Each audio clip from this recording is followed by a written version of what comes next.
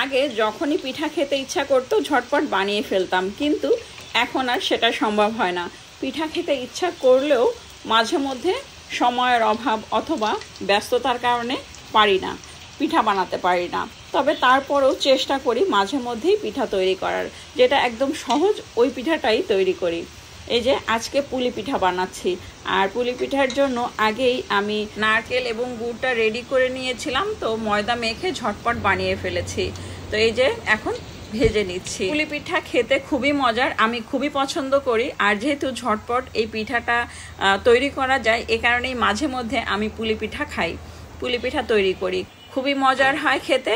আর এই পিঠাটা ময়দা দিয়ে করেছি, অনেক সময় চালের গুঁড়া দিয়েও করি, সেটাও খুব মজার হয় খেতে।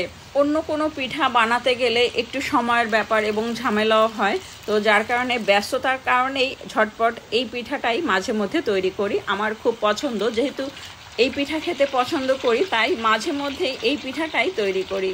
খুবই মজার হয় খেতে। কে কে পুলি পিঠা খেতে পছন্দ করেন কমেন্ট করে জানাতে ভুলবেন না। বিকেলের নাস্তা অথবা বাসায় গেস্ট আসলে এরকম মজাদার ঝটপট করে একটা পিঠা তৈরি করা যায়। মাত্র 20 মিনিটের মধ্যেই এরকম মজাদার একটা পিঠা যদি খেতে চান তাহলে তৈরি করে নিতে পারেন এবং প্রিয়জনকে এরকম মজাদার একটা পিঠা খাইয়ে খুশি করতে পারেন।